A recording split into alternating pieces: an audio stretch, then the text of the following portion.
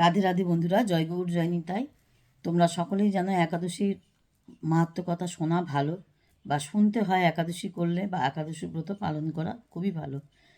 আর এবারে তো বুধবারে পড়েছে একাদশী, তোমরা সকলেই জানো। এবার পালন পরের দিন আছে। এইভাবে যারা নিয়ম মেনে করো তারা তো নিয়ম মেনে করবেই, কিন্তু তার সাথে একাদশীর মাহাত্ম্য কথাটা শোনা ভীষণভাবে দরকার।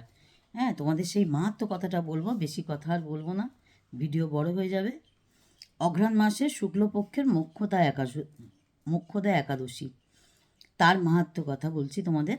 সকলে শোনো, সকলের ভালো লাগবে। যুধিষ্ঠির বলিলেন, ভগবান, আপনি পরম কল্যাণকারী। অঘ্রাণ মাসের শুক্লপক্ষে যে একাদশী, তার নাম কি?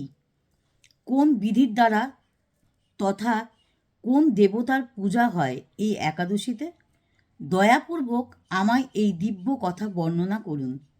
ভগবান শ্রীকৃষ্ণ বললেন, নৃপশ্রেষ্ঠ, অঘ্রাণ মাসের কৃষ্ণপক্ষে যেমন উৎপন্ন একাদশী, তেমন শুক্লপক্ষের একাদশীর নাম মোক্ষদা একাদশী, যার নাম স্মরণ মাত্রে বাজপেয় যজ্ঞের ফল প্রাপ্ত হয় ব্রতকারী। এই একাদশী সমস্ত পাপের ফল হরণ করে। আর শ্রী দামোদর হলেন এই দিনের দেবতা। একাদশীর সমস্ত পাপের ফল হরণ করে। আমরা যাই কর্ম করি না কেন, সমস্ত পাপ এই একাদশী করলে তা হরণ করা হয়। আর শ্রী দামোদর হলেন এই একাদশীর এই দিনের দেবতা। সবাই যদি এই দিনে পরম যতনে তুলসী মঞ্জুরি দিয়ে ধূপ দীপ সহকারে ব্রত পূজা সমাপন করে, তাহলে এই মোক্ষদা একাদশীর মহা পাতকী ত্রাণ করে। এই দিন রাত্রে আমার প্রসন্নতা হেতু রাত্রি জাগরণ, নৃত্য গীত ও স্তুতি দ্বারা সমাপন করা কর্তব্য। যার পূর্বপুরুষ পাপবশে নিজ যোনিতে রয়েছেন, তাকে ব্রতকারী পুণ্য দান করলেন তিনি মোক্ষপ্রাপ্ত হয়ে থাকেন। মানে যে সমস্ত সন্তানেরা বা যে সমস্ত আমরা মানব জীবনে যে সমস্ত মানুষরা আমরা করছি, তাদের সকলেরই তো পূর্বপুরুষ আছে। আমরা এই মোক্ষদা একাদশী যদি যদি ভগবানকে ভালো করে যদি পালন করতে পারি, ভগবানকে যদি সেবা দিয়ে তার প্রসাদ যদি পাই আমরা, তাহলেও আমাদের যারা পূর্বপুরুষরা গত হয়েছেন, তারা কিন্তু নিজ জনিতে জন্মগ্রহণ করলেও তারা কিন্তু অনেক অনেক পুণ্য সঞ্চয় করে। সেটা কিন্তু আমাদের মধ্যে দিয়েই কিন্তু আমাদের বাবা মারা, শ্বশুর শাশুড়িরা, বাড়িতে যারা গুরুজনরা আছেন, তারা যারা মারা গেছেন, তারা যারা চলে গেছেন, তারাও কিন্তু পুণ্য অর্জন করে। শুধুমাত্র সন্তানদের কর্মফলটা যদি ভালো হয়, বাবা মার কর্মফল যেমন সন্তানেরও যেমন ভোগ করতে হয়, আবার কিন্তু সন্তানরাও যদি ভালো কর্মফল করে, সেটাও কিন্তু বাবা মাদের কিন্তু অনেক বেশি, বাবা মা শ্বশুর শাশুড়িরা কিন্তু অনেক ভালোভাবে থাকেন এবং ভালো পাপ মুক্ত হয়। নিজ জনিতে যদি জন্ম হয়ে থাকে, তাহলে কিন্তু পুণ্য দান করেন, অনেক অনেক পুণ্য দান এবং মোক্ষপ্রাপ্ত হয়। কথাই এই মোক্ষদা একাদশী পালন করলে এই লাভ আমরা পাই। কারণ কোন কোন একাদশীর কি মাহাত্ম্য আছে, এগুলো আমাদের জানতে হয়।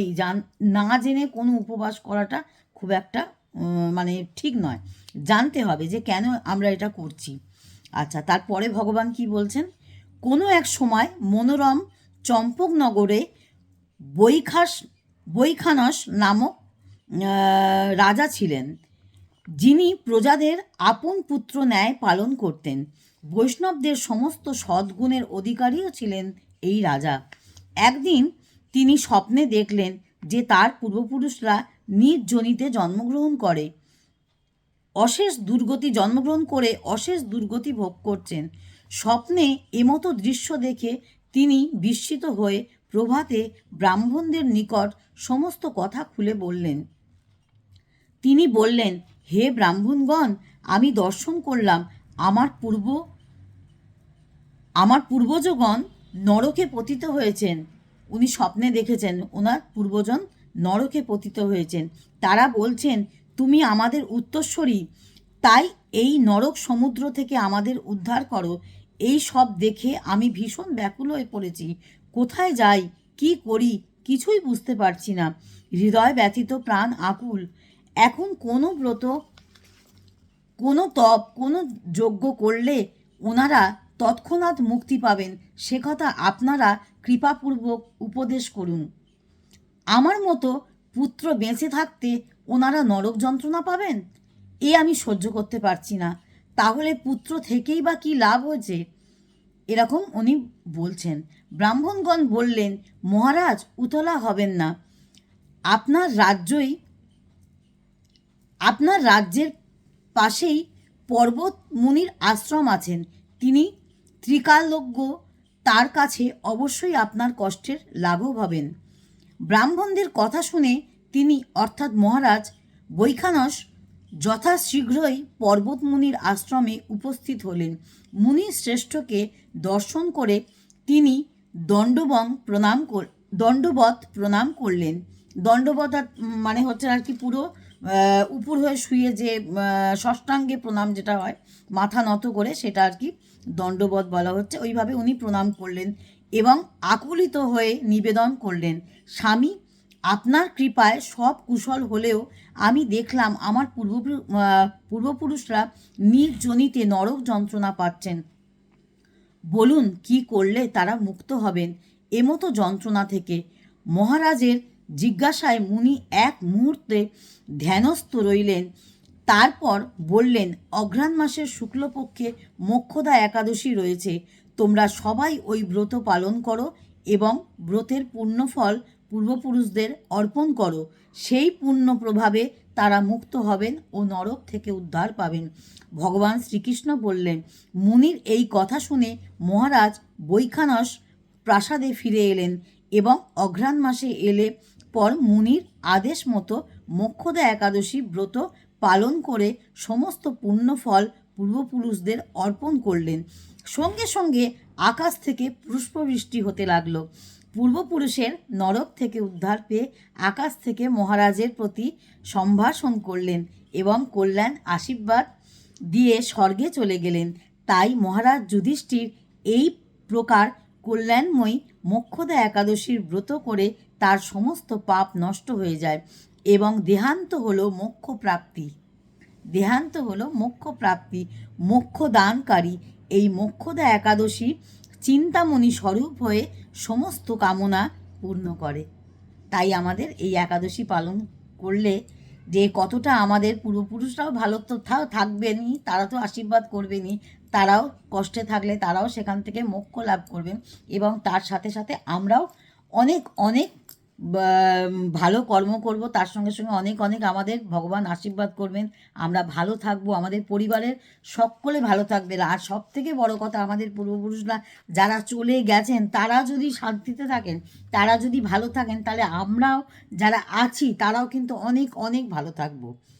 যার জন্য এই উপবাসটা আমাদের, প্রত্যেকটা উপবাস আমাদের ধরে ধরে করা উচিত। তা বলে আমি বলছি না যে সমস্ত উপবাস তোমরা করো, সব কিছু বারব্রত, একাদশী হচ্ছে হরিব্রত। এই হরিব্রত করলে তোমরা সকল উপবাসের কিন্তু ফল লাভ করতে পারবে। যার জন্য এই হরিব্রতটা আমাদের সকলেই, সকল মানুষের, মানব জন্মে সকল মানুষকে কিন্তু এটা করতে হয়। মানব জীবনে এটাই হচ্ছে শ্রেষ্ঠ ব্রত, এটা না করলে কিন্তু হবে না। অনেকেরই এই একাদশীর ব্রত নিয়ে মতামত আছে যে একাদশী করতে হয় কি করতে হয় না, সস্ত্রীক করতে হয় কি, স্বামী না করলে স্ত্রী করতে পারবেন কি না, স্ত্রী না করলে স্বামী করতে পারবেন কি না, এরকম কিন্তু বহু মতামত আছে। আমি বলবো 8 থেকে 80 সকলে করি একাদশী, এর কোনো কিছু নেই। স্বামী না করলেও স্ত্রী করতে পারেন, স্ত্রী না করলেও স্বামী করতে পারেন। হ্যাঁ, তবে একটা কথা বলবো, পরিবারের সকলে মিলে যদি এই উপবাস করা যায় অনেক অনেক পুণ্য লাভ করা যায় আর অনেক ভালো থাকা যায়, সংসারে অনেক শান্তি থাকে। আর সব থেকে বড় কথা, আমাদের পূর্বপুরুষরা যারা চলে গেছেন তারাও কিন্তু অনেক অনেক খুশি হন, অনেক আনন্দে থাকেন আর অনেক আশীর্বাদ করেন। কারণ গুরুজনদের আশীর্বাদ ছাড়া আমরা কিন্তু এক পাও চলতে পারি না, গুরু কৃপা ছাড়া আমরা কিন্তু এক পাও চলতে পারি না, ভগবানের কৃপা ছাড়া আমাদের কিন্তু কোনো পথ নেই। আমাদের তাই করতেই হবে। হরিমন্ত্র জপ করতে হবে, মহামন্ত্র জপ করতে হবে। আর এই একাদশীর দিনকে একটু বেশি বেশি করে জপ করতে হবে। যারা গুরুচরণ আশ্রয় করেছো এটা তাদেরকে বলছি, আর যারা গুরুচরণ আশ্রয় করনি তারা মহামন্ত্র করতে পারো, মহামন্ত্র একটু বেশি করে জপ করতে পারো। যদি জপমালা থাকে তাতেও করতে পারো, যদি জপমালা না থাকে করগুণও করতে পারো। তবে জপমালা যদি নাও থাকে তাহলে জপমালা কিনেও কিন্তু সেখানে মহামন্ত্র জপ করা যায়। কারণ গুরুমন্ত্র যদি না, গুরুচরণ যদি না আশ্রয় করে থাকতে পারো, কারণ কলিযুগে সৎ গুরুচরণ আশ্রয় করা খুব খুব শক্ত। কারণ তুমি বুঝতেই পারবে না কোনটা ভালো গুরু, কোনটা সৎগুরু, আর কোনটা সৎসঙ্গ, কোনটা অসৎসঙ্গ, সেটা বোঝার ক্ষমতা আমাদের মানে সত্যি কথা বলতে কি নেই। কারণ আমরা বেশিরভাগই ভুল চক্রে পড়ে যাই, অনেক কিছু ভুল ভ্রান্তি হয়ে যায়।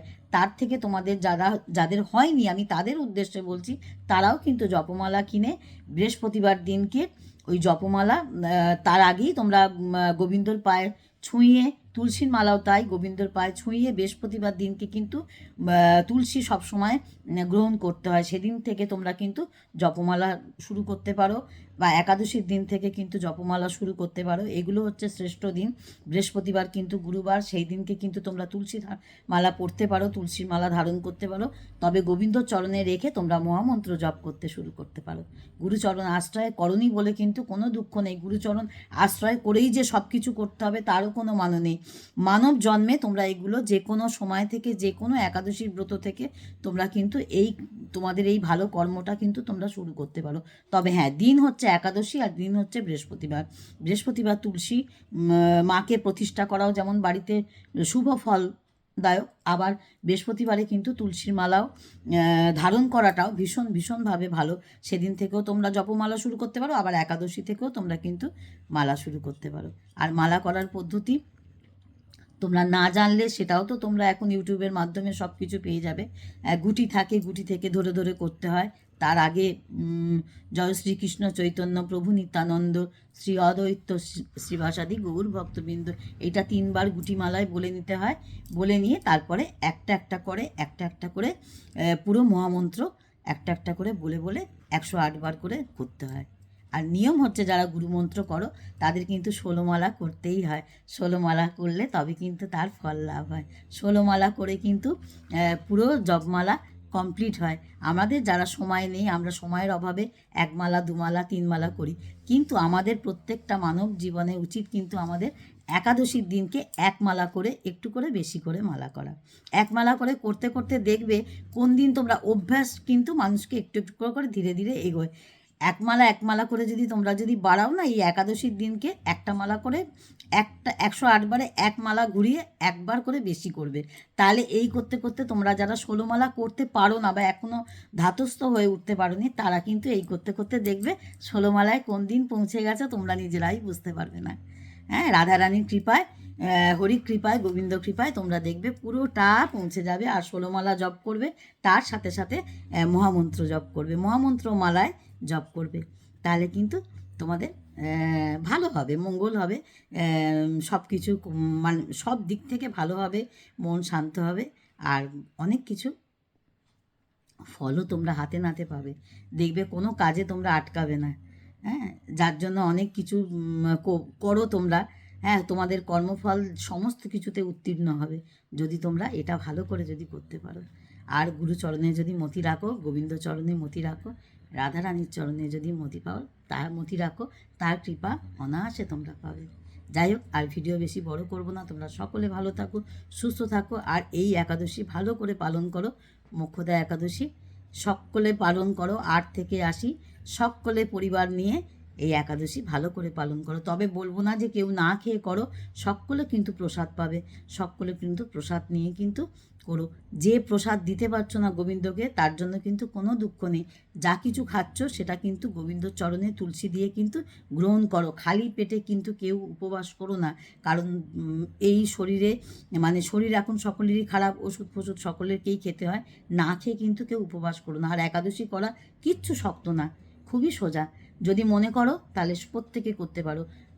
ভোগ যদি না লাগাতে পারো গোবিন্দকে, গোবিন্দর চরণে তুলসী যেটা খাবে সেটার মধ্যে দিয়ে খাবে, তাহলে আর গোবিন্দকে মনে মনে স্মরণ করবে, আর মনে মনে কপালে ঠেকিয়ে খাবারকে বলবে ওম ভোজনায় গোবিন্দায় নমঃ। আগে গোবিন্দ সেবা করলো, তারপর তুমি সেবা করলে। গোবিন্দকেই প্রসাদ করে দিতে বলবে, তাহলে সেই প্রসাদ করে দেবে, সেটাই খাবে।